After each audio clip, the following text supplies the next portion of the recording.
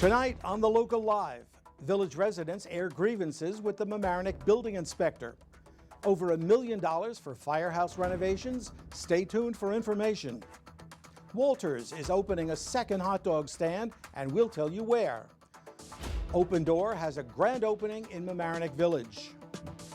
County Executive Rob Astorino live in our studio, ready to take your questions. You can call, email, or tweet with the hashtag Ask Astorino.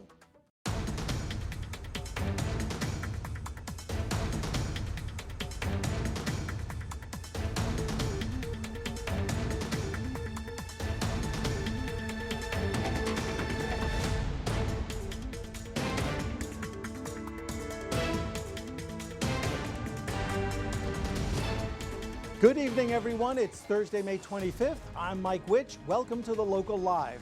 We've got a lot in store for you tonight. Let's get started. 4 residents were at Mamaroneck Village Board meeting this week complaining about giving a salary raise to Dan Gray, the building inspector. They don't think he deserves it. They took issue with the building department's handling of activities at Grove Street, the Sandbox Theater, and Ralph's Italian Ices on Boston Post Road. They also cited their frustration with how long the department takes to respond, even when residents are well prepared. They're totally ignored. The building department doesn't seem to care about the residents. It's only about the developers and the businesses that want to come in. I cannot understand why you would want to reward somebody after you heard these people and what they've gone through. Now, in our neighborhood, Stewart Avenue and Jensen and the Continental View, we're putting up with horrendous stuff again, all because our building inspector gave a certificate of occupancy to a business with an outdoor counter. Trustee Leon Potok said Robert Yamater will be keeping tabs on the inspector and the department, which will soon be under review. Trustee Keith Waite added that the building department has a large workload and that Inspector Gray is not the problem. We've got a growing number of building permits. We've got a department trying to catch up with that volume. You've got, issues of enforcement and making sure you follow up on that. But while the situations that you're experiencing now, we do sympathize with, and they're horrendous. There are like 4 or 5 or 6, out of 1,200 that go through. You have to look. Hopefully, there's a silver lining somewhere here that there are quite a lot that go through without a problem. The town of Mamaroneck needs approval from residents to borrow more than $1 million to reinforce the floors in the Weaver Street Firehouse. The town board approved a referendum and set the vote for June 27th. Town Administrator Steve Altieri explained that the center bay floors can't sustain the weight of the new apparatus, and the 2 outer bay floors are cracked and require replacement.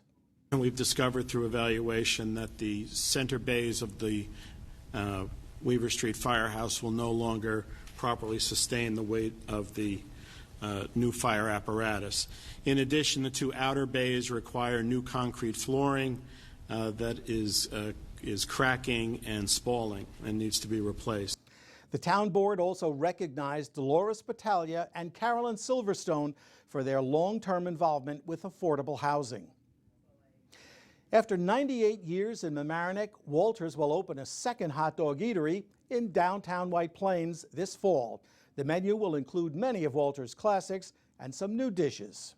Our new location in White Plains, it's on 186 Mamaroneck Avenue. Yeah, it's directly across the street from, like Ron Black's, Hudson Grill, Lily's, next to Sam Ash. So one of the things we're really excited about with White Plains is that we are going to be open late night to, serve the bar and restaurant scene on the avenue, which is really, really great. There's so many great restaurants, great bars there. So we'll be open late night. We're also going to focus heavily on, the lunch crowd and the dinner crowd, the offices in the area. We're going to be doing Uber Eats delivery, which we also do at our location in Mamaroneck and on our food truck. So we'll be doing that from White Plains. We expect that to be, really busy since we'll be able to reach more people than we do when we're in our Mamaroneck location. Earlier today, Open Door Family Medical Center officially opened at 689 Mamaroneck Avenue. This is Mamaroneck's first federally qualified health center and will focus on supporting low-income individuals and families. George Latimer, Susie Oppenheimer, Stephen Otis, and other public officials helped to celebrate the grand opening. Open Doors President and CEO Lindsay Farrell hopes the community will take advantage of this new medical resource. A controversial proposal for a health center at Mamaroneck Avenue School is still under consideration.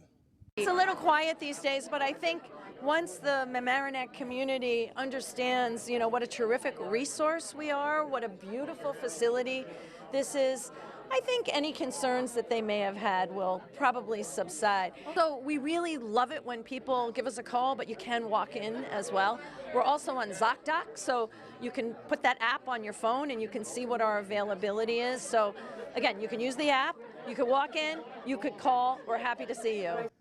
Open Door Medical Director Dr. Daniela Diaz welcomes new patients to the center and invites the community to schedule appointments. We're here, we're open during the day, 8:30 to 4:30. Tuesdays we also have evening hours, and also on Saturday, the third Saturday of the month, we're open. And we see adults, we see children, pretty much any primary care needs. So we'd love to see you all. To learn more about Open Door and its medical services, go to www.opendoormedical.org. And it's the time of year when LMC TV gives awards to the best of the best. Last night at the VFW, we hosted our annual award night to celebrate the outstanding work of our volunteers. The Larchmont Mamaroneck Local Summit received the Marianne Sullivan Award for overall achievement in community television. Peter Bubba Finelli won the Paul Gallanter Special Recognition Award. Our congratulations to all the winners. Remember, you can watch the entire show on LMC TV and lmctv.org.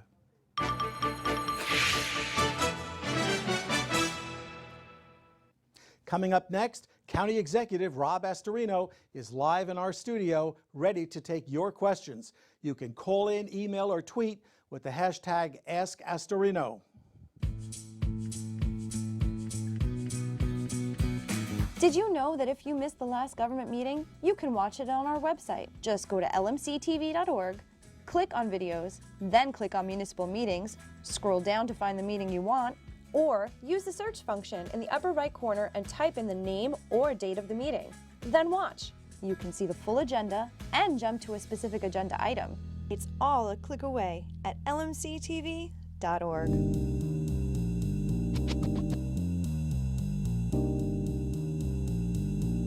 Welcome to the Roundtable. I'm Maura Carlin alongside Kat Galliano.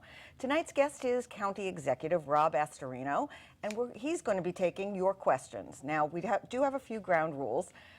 You can call, email, or tweet as always.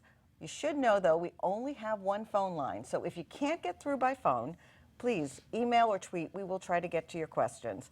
We're also going to start on the topic of money, finance, budget, taxes. So if you want to get those questions in now, that would be great, because then we're going to move along to other topics. Towards the end of our discussion, we're going to try to open it to whatever questions are coming in, but keep them coming. So, Rob, thank you for joining us. Thanks, Maura. Thanks, Kat. Thank you. Good to be here. And, I got my start in public access. That I didn't know. Absolutely. When I was 15 years old, I was actually sick. I had mono, and I was out of school for 6 weeks.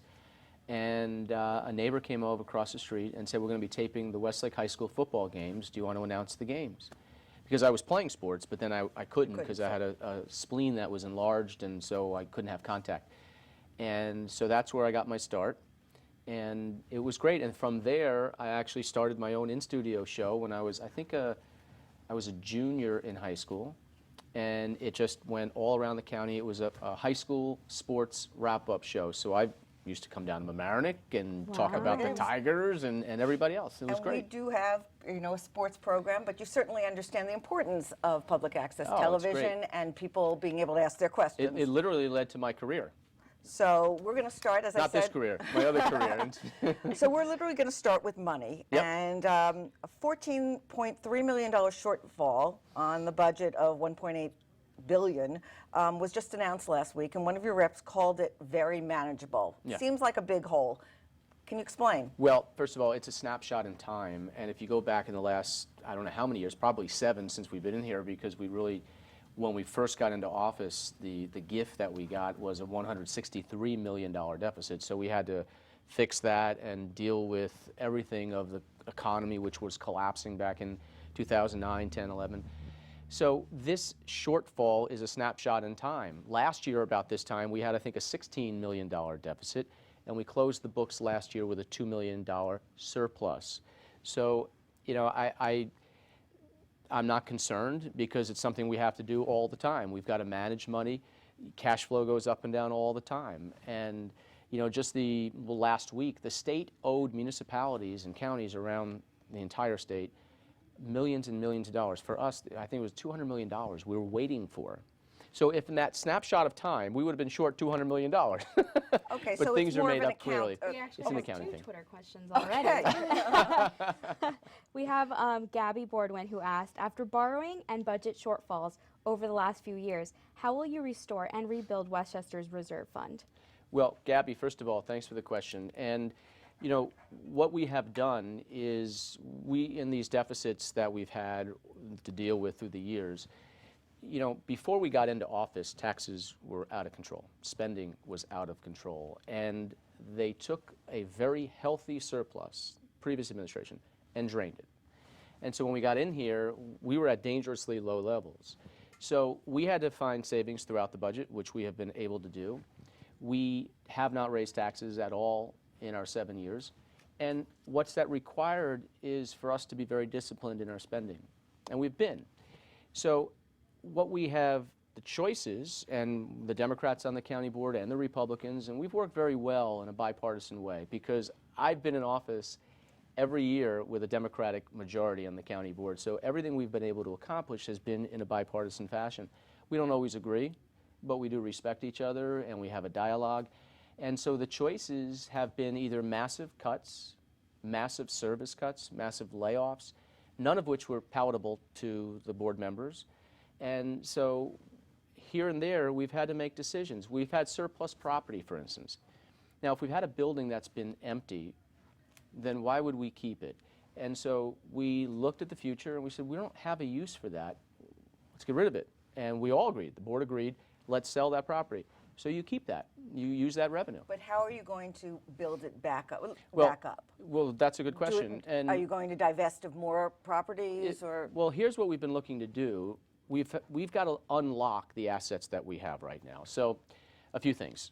There's something called the North 60, which is 60 acres of property, which is on the Grasslands Reservation. Now, if I say Grasslands, a lot of people don't always remember where that is. Certainly on this, Valhalla. It's in Valhalla, but on this side, you know, the Sound Shore may not be that familiar with it, but it's where Westchester Medical Center is. Okay.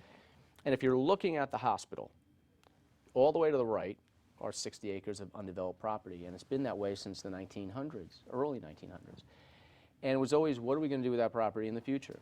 So we decided, along with the board, that we would find out how to make this taxable. And so we went out for proposals, and the board unanimously, 17-0, agreed with the lease that we put forward. They made some changes, which were good. And as a result, we've got a $1.2 billion private money coming in to build life sciences and technology, compatible uses with medical there near the medical center and the children's hospital. Now, when this is done, this will provide 12,000 new jobs. This will provide $15 million a year for taxes as well as rental income. So this is a piece of property that we're putting to use. The airport, I'm sure that's going to come up, right? Let's come back to but the that's airport. Part and parcel of this as well, because that is another way of unlocking money without going to the taxpayers to put to use to the residents. We actually had another Twitter question. Speaking of budget and money, 17 million budget shortfall in 2016, 14 million in 2017, selling county assets, so why propose a $24 million ice rink? Okay, but those, what you had said or what they tweeted was incorrect. It might have been correct at a period of time, but at the end of the year, it was not. And just like any business, you know, you may go through the month of August, which might be slow. You go through May, which was great. And it's the same thing with county government, where we get sales tax revenues, where we get property taxes that come in. And so it goes up and down. But to say that we had deficits wasn't true, because we finished the year balanced. Okay. And projections are just that. You know, you look ahead to another year or two or three, who knows what's going to happen. You've been criticized for filling budget gaps. Who would criticize me? By borrowing. For example, there's $20 million in debt service payments since you've been in office, and for spending down the general fund balance. How do you respond to those critics? Again, see, but a lot of these things are just factually incorrect. We have, again, with the board, had to make some decisions. Now, I will be critical of a board member who criticizes but doesn't offer a solution, because I have to lead, and when I do a budget, it's a proposal. But it's all on the table there with options. Now, the board or board members can't say no, no, no, no, no, no, no, and not offer a solution, because the yes could have been 1,000 layoffs, it could have been cuts to services. Those were all on the table. They chose not to do that. They also didn't want to do anything else. Now, taxes were off the table. You took that off the table. I took that off, but so did they. They agreed that we shouldn't raise taxes, so we didn't. So what are the other options? The state gives you very little. Now, we do pay what's called tax certiorari. So when somebody has their property reevaluated or reassessed, if they were paying too much, they get a refund. Now, in the past, we have paid that in full. That was a choice. I said we could either continue to pay in full. If we choose to do that, if you, board, choose to do that, then you have to find cuts somewhere else. Well, they didn't want to find cuts and they didn't want to do that. We can't go that way. And so what a majority of the board decided to do is we will borrow that money, which has very little interest, and it allows us to keep the services that we had. If they wanted to make the cuts, that was their choice. They chose not to do that either. Well, you've taken tax increase off the table. Yeah. Why is that so important? And is there any point at which you will say, you know what, we got to do it? I don't know, but we're not there yet. And I would say this, if we are the highest tax county in America, and if people are struggling, and they are, I've talked to a lot of seniors, a lot of small business owners, a lot of middle-class families, a lot of young families just starting out. You can see the population trends in the state, where we, for the first time in New York State, we had a decrease in population. People are actually leaving, and it's the middle class who are getting squeezed out. We're not immune to that in Westchester. Now, for somebody who says, time to raise taxes, here's what that means. If we had done just a little bit, just the 2% every year, which is a misnomer, by the way. The property tax cap is not 2%. That's a total misnomer. But let's just take 2%. If we had done just 2% a year, when you compound that, right now it would be $413 million, which would have been taken out of people's pockets.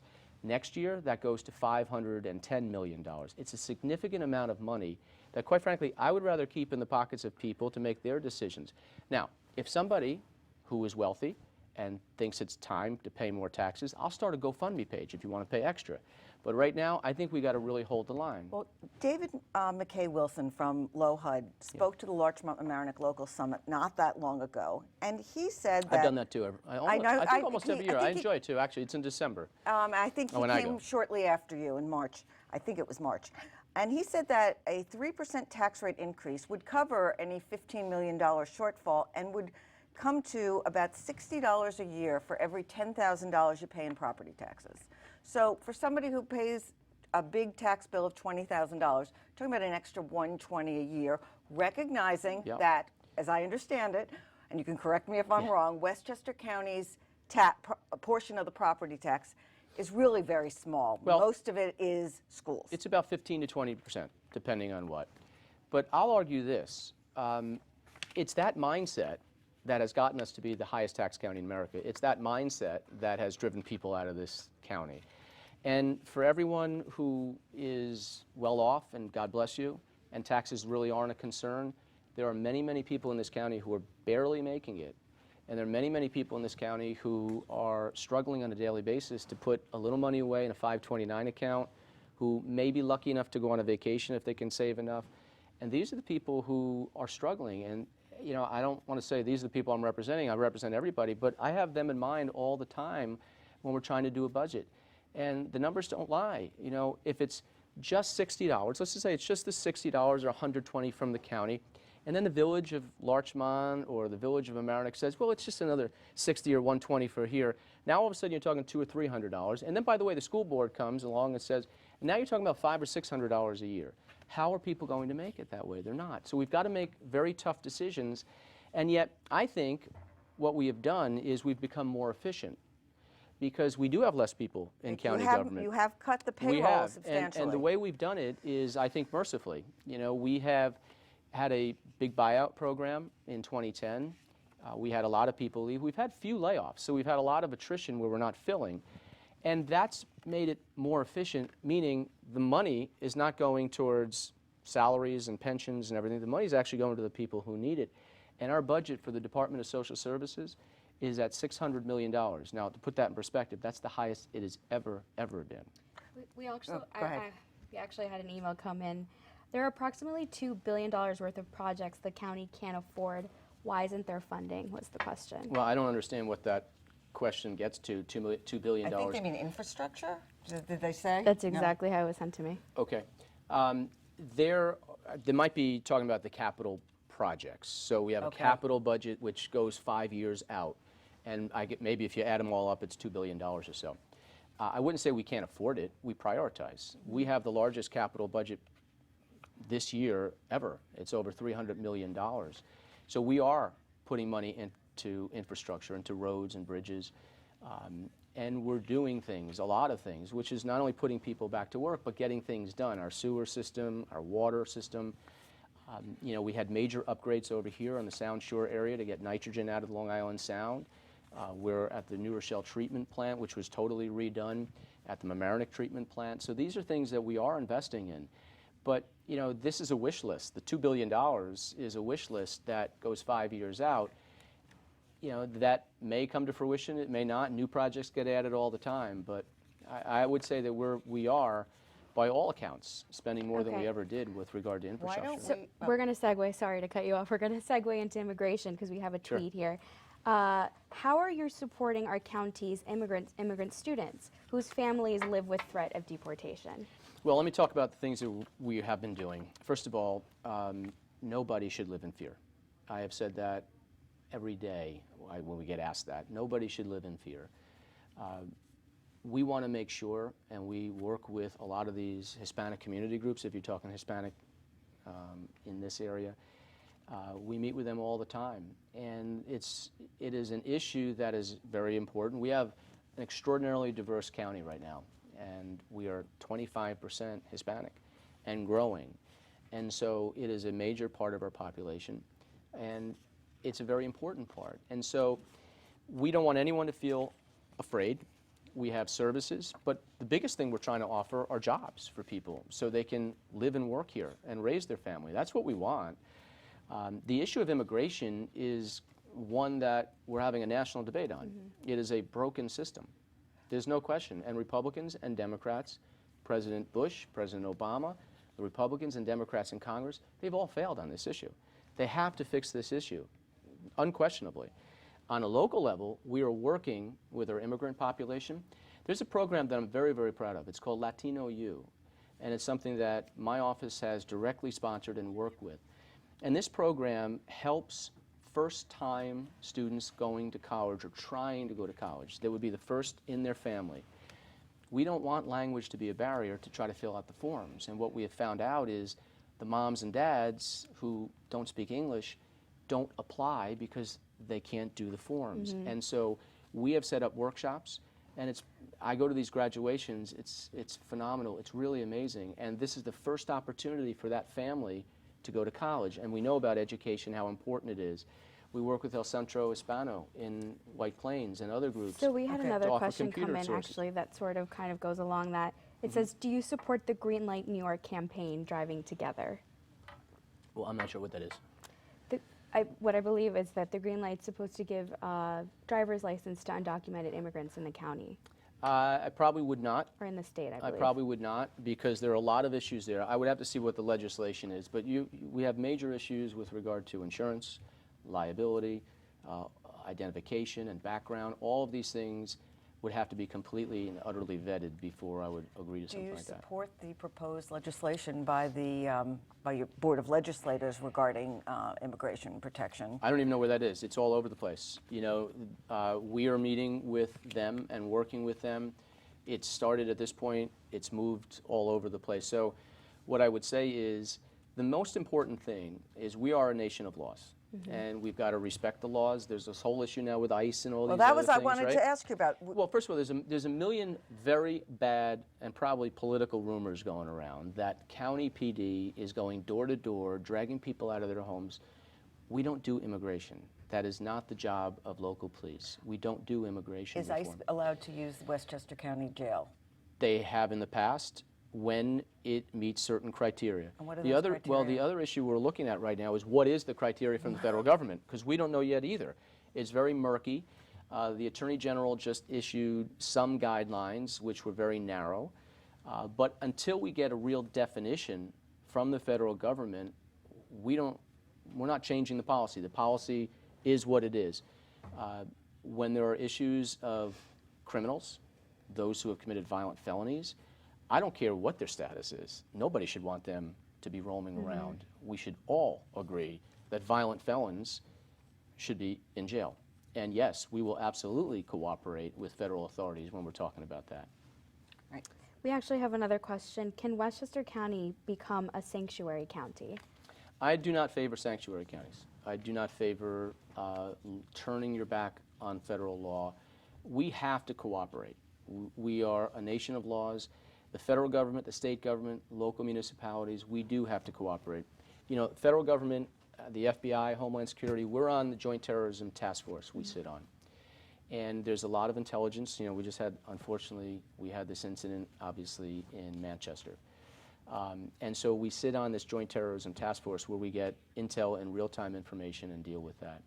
And it's not just terrorism. There's a whole host of issues that we're dealing with. Drugs coming in from Mexico and Canada. We're dealing with an opioid crisis right now in our communities, which I have never seen in my life how bad it is. Unfortunately, in the last month, we buried 2 people that I know very well, a 31-year-old and a 22-year-old, and no community is immune to this. So we can't turn our back with our federal partners in law enforcement and our state partners because everything is interconnected. And when you talk about those kind of issues like sanctuary, you're basically saying, we're not going to work with you. I can't support that. But on the other end, I am also very concerned about the tone being used against our immigrant community. That's not who I am. That's not what I espouse.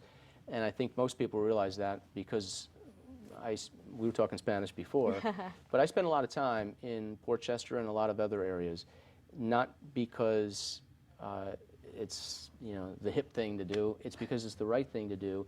And we try to go everywhere to make sure people understand the services that we offer and to also ask questions. That's why we did a town hall in Port Chester. I did a town hall in Mount Vernon. We did a town hall in Cortland. We keep doing them, and that's why we're here.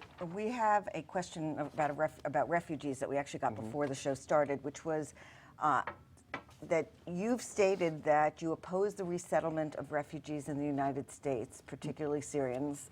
No, that's not what I said. Okay, Yep. This is the question that came in. Yep. What is your stance What about I have refugees? said is I am absolutely in favor of immigration and also to take refugees, assuming, and they have to be vetted, a complete and utter vetting. President Obama's I think it was Homeland Security Director, said that they could not vet those coming from some of these areas in the world.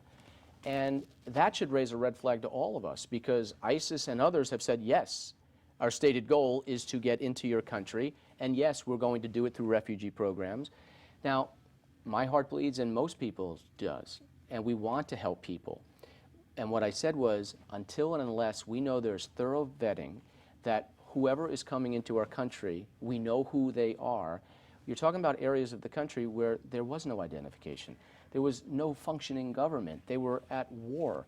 And so we've got to be very, very careful. And that's what I stated. It was not ban everybody. I've never said that. Are there refugees coming to Westchester? I've heard a rumor that the bunch are coming. I believe we've had some that have been settled here. Not many from what I understand, but there have been. Okay.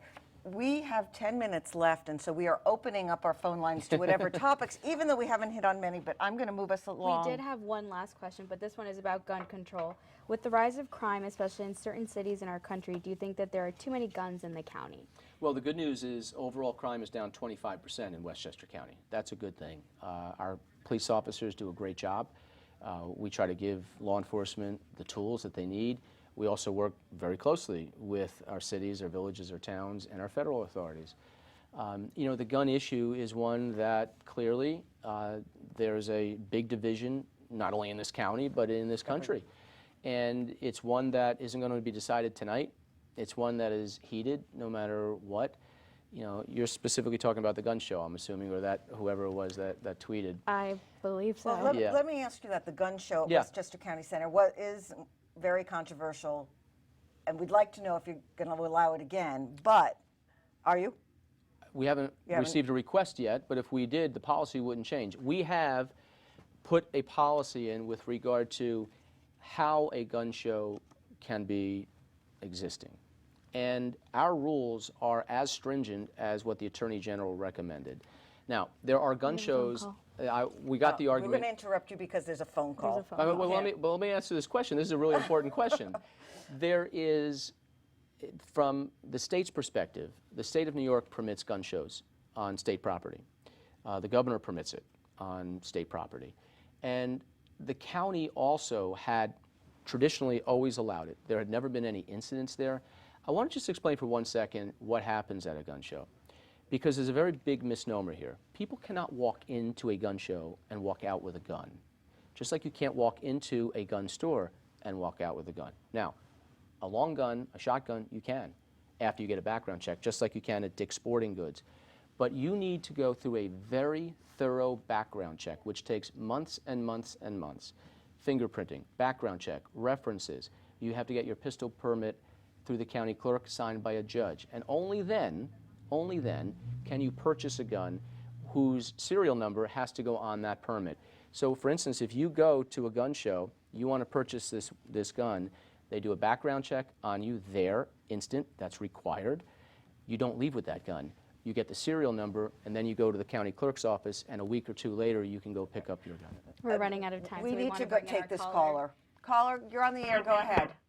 Yes, I'm very much concerned about housing. There's desperate need for housing in every single municipality in our county, and you keep stonewalling. And why? When is that going to change? Okay. Let me give a little Public background. court- That would, in a trial court, that would be called leading the jury. So let me just tell you about affordable housing.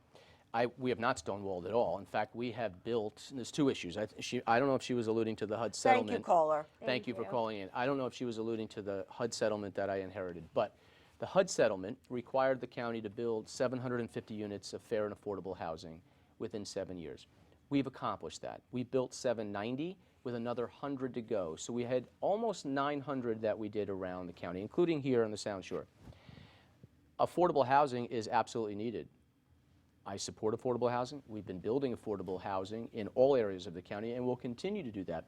Affordable housing, though, is not affordable to build. It is very, very expensive. It's not generally affordable for those who live there either without subsidies.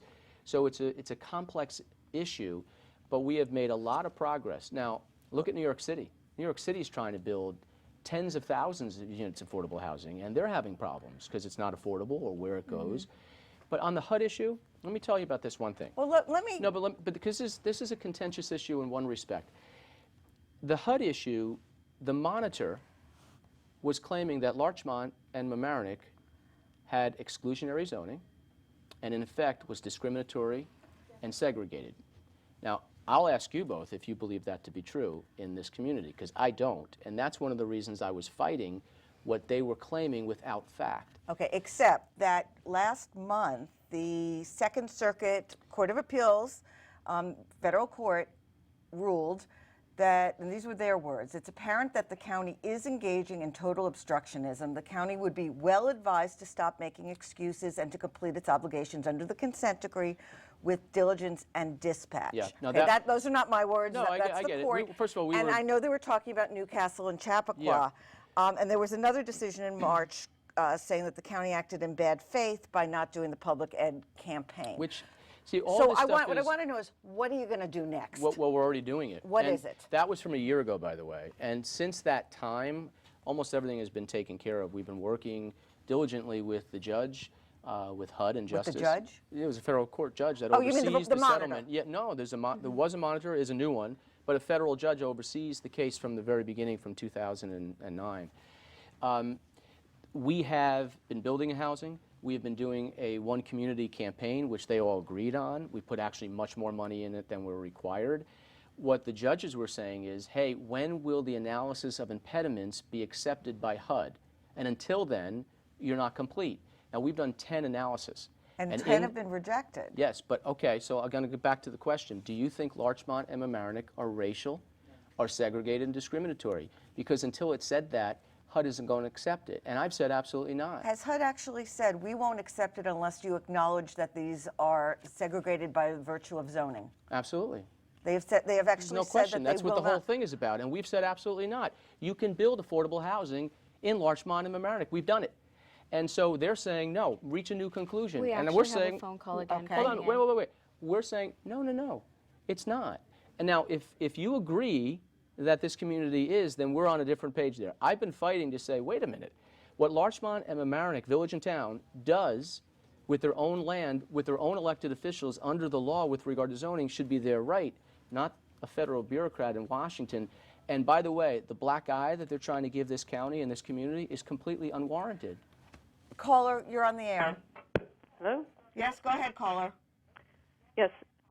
The county provided residents in the village of Mamaroneck, he provided a planting plan regarding the East Basin pump station at the bottom of South Barry Avenue.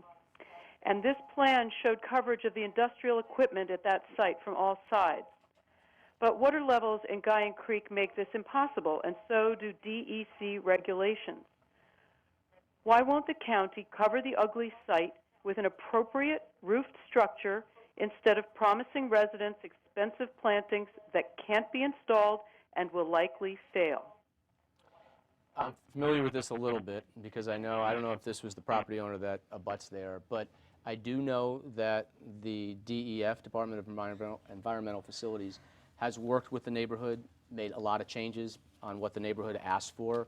I'm not specifically up to date on the plantings and everything, but I do know that they've worked a lot with this group, and hopefully they can work to make it amenable to everybody. I think we want to touch point on Indian Point. Okay, and then we are going to run out of time. And Yes, exactly. I have to ask. The last question from online is, Entergy wants to close Indian Point nuclear power plant. Your two lawsuits are an end round around the county board, which didn't support filing lawsuits over the closure and instead wanted to focus on developing a plan to fill the energy and economic void the plant's closure will bring. Without board approval, who is going to fund these lawsuits? Okay. First of all, this is a system of government where if the board does something I disagree with, I can veto. If they disagree with something I do, they can override. And the board decided not to fund this, and I have received permission to go to a law firm that is doing it on their own, and they're not charging the county. You received permission? I asked the county attorney, can I do this? They said, absolutely. If you get a law firm that will do it for you, go ahead. So I did. Now, I can file this not only as county executive, but as an individual. Which you did. I'm a ratepayer. I'm a property taxpayer. This is either we're going to follow the law in New York or we're not. We either have environmental laws, which is called the State Environmental Quality Review Act, or we don't. And everything that we do, basically everything the village does, the town does, county does, falls under environmental laws. And you have to have some sort of study to see what kind of adverse effect it's going to have on the environment. Now, the closing of Indian Point, and by the way, my lawsuit doesn't mean I want it open. It doesn't even mean I want it shut. All it means is... It's a process. It's a process. Follow the law, because we will lose all rights. The nuclear rods are going to stay there for 60 to 100 years. It's going to make it a nuclear waste cemetery. 25% of the energy is going to go. Where's that coming from? The tax base that is going to be lost, not just there, all of us, the rates are going to go up. Where's this coming from? None of those questions were answered before this agreement was reached, which is contrary to the law. So if they get away with this, then we shouldn't even have environmental laws, which, by the way, we use to protect the Long Island Sound and our neighborhoods. And if we don't, we just allow it to go, we, as people, will lose all of our rights, because this task force that the governor set up is non-binding. It could be completely ignored. It has no force of law whatsoever. And so we do need to protect everybody in this county. That's what that lawsuit is. It's not about keeping it open or keeping it closed. It's about following the law. I have two more questions. I've been around a long time, okay?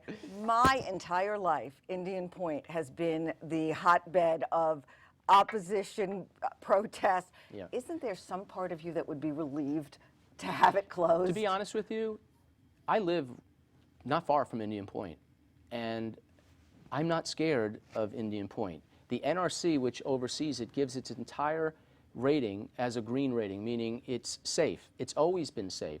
There's been a lot of publicity about Indian Point. If a nut falls off a door, we're having a press conference because how unsafe it is. That's really the intensity of Indian Point. But we do need the energy, and if we're going to be a sustainable society, how are you taking zero emissions, taking them off the grid, and now we're going to use carbon emissions to replace it? We're bailing out a nuclear power plant upstate New York with our money here to keep it up open there, and we're closing this down here where we desperately need it. There's a lot of questions. None of these answers we're going to get unless it follows a process. We will move on from this. Are you going to run for governor? I'm running for county executive. That's the only thing I'm concerned about. And I actually love this job. If I didn't love this job, I wouldn't run again. I wouldn't be here. I like this. I mean, these are challenging questions. That's good. I mean, people really should ask me these questions. Are you considering running for governor? Not now. We actually have a follow-up question caller right now. Okay. Hello, caller. We're in overtime. Hello. Go ahead, caller. Hi. Shall I? My question? You can ask it. Go ahead. Okay. Here's my question. You ran an ambitious campaign for governor of the state of New York while you were representing the people of Westchester County in 2014. And you've said that you can't rule out the possibility that you'll take another stab at that same position in 2018. Why then should I vote for you when you will likely turn your attention to the governor's race within months of beginning your third term as county executive? Well, Can you say definitively that if you are elected to be county executive in this coming fall, that you'll finish out your term? I couldn't say I'm finishing out my term 100%. Nobody should. You know why? I could get elected, I could die, and I wouldn't finish out my term. I could get elected, and somebody can say, hey, I'm going to give you $100 million to run our company. There are a lot of things in life, and nothing is certain. All I know is I love the job I'm doing. It's why I'm running. I think we've done a very good job. The economy is doing very, very well in Westchester. We've kept a lid on taxes. We're working. We just had a great announcement the other day to solarize our county, you know, environmentally, which is a big concern to me, always has been. I've had the League of Conservation Voters endorsement in the past, and I'm proud of that. So there's a lot of things that we're doing, exciting things, big things, controversial things, some of them. But, you know, we're trying to lead and move the county forward, and I'm proud of that. Go ahead, Kat. So I think our final question is, how do Final? How do you feel about President Trump not releasing his tax returns? I think he should have. I definitely think he should have released his taxes.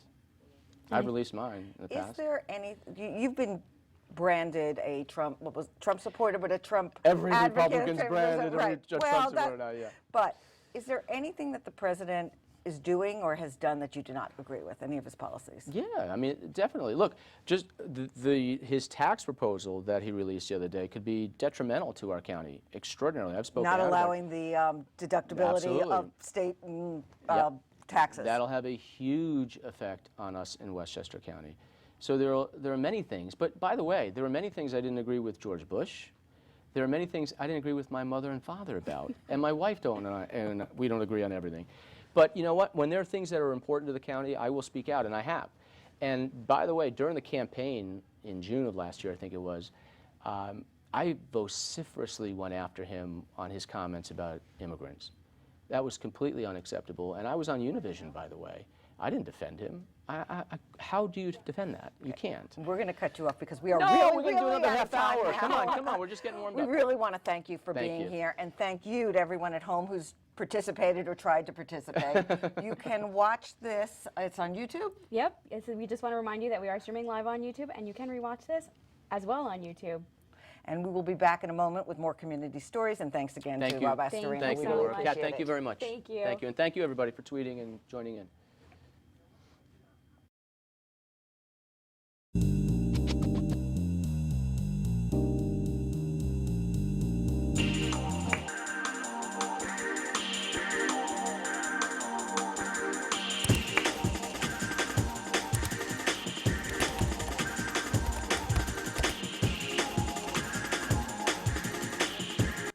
This week in sports, the sectional playoffs were in full swing. The Mamaroneck's softball team got a quick spark in the first inning of a first-round matchup against New Rochelle. In this week's LMC Varsity Sports Play of the Week.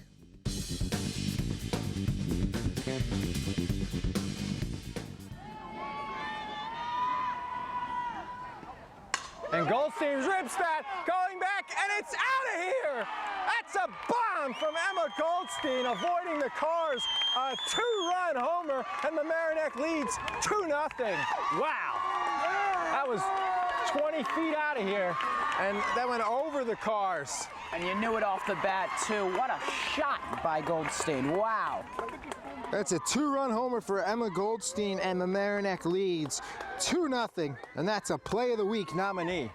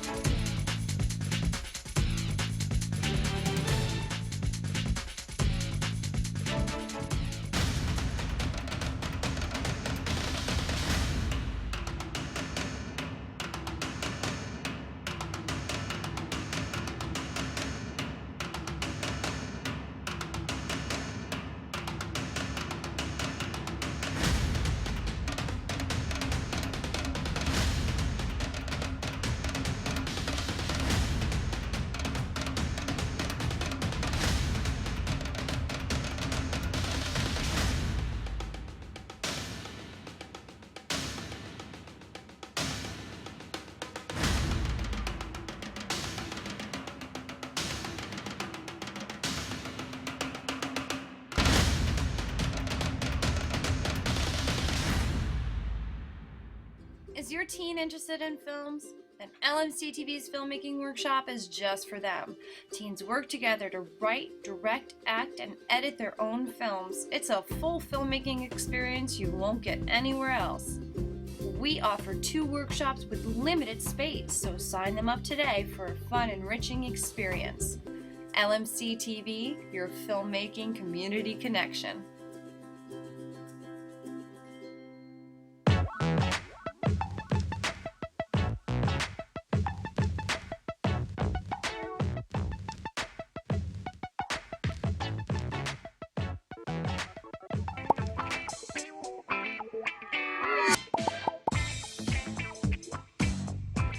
Ahoy, matey!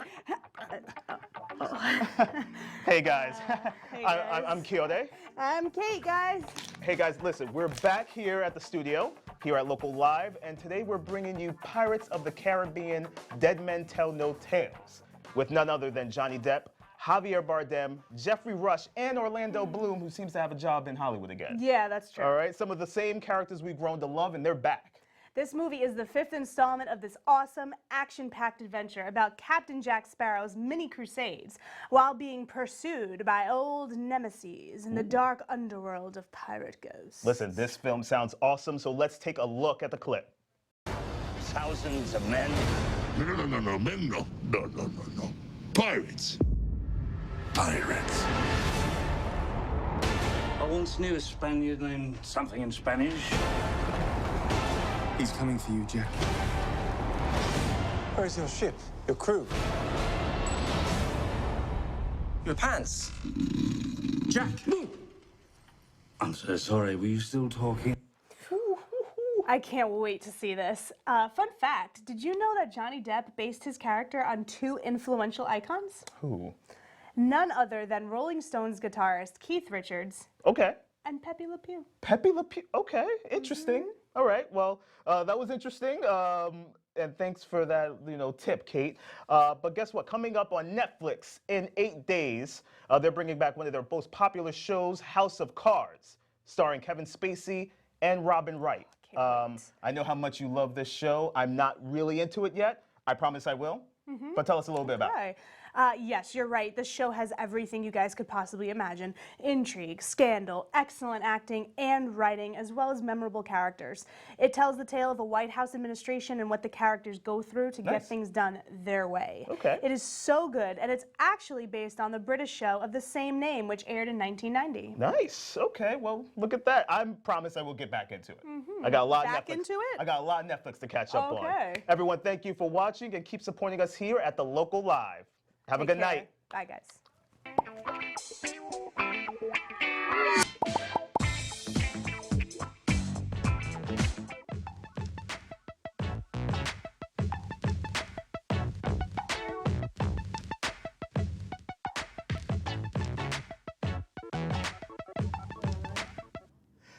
Let's meet Rocky, a sweet cat with a love for tap water and affection.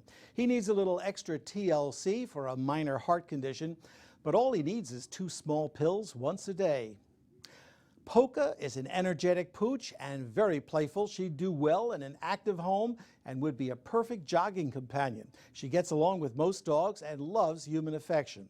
For more information about Rocky or Polka, or to adopt another adorable pet, please visit ny-petrescue.org. Remember, to help keep us on the air, make an online donation. Go to www.lmctv.org, click on the donate button in the upper right-hand corner. We really appreciate the help. We always welcome new volunteers and interns. We'd love to hear from you. Send an email to the local live at lmctv.org and join our crew. Thank you so much for watching our show. That's all for tonight. I'm Mike Witch. See you next week for another episode of The Local Live.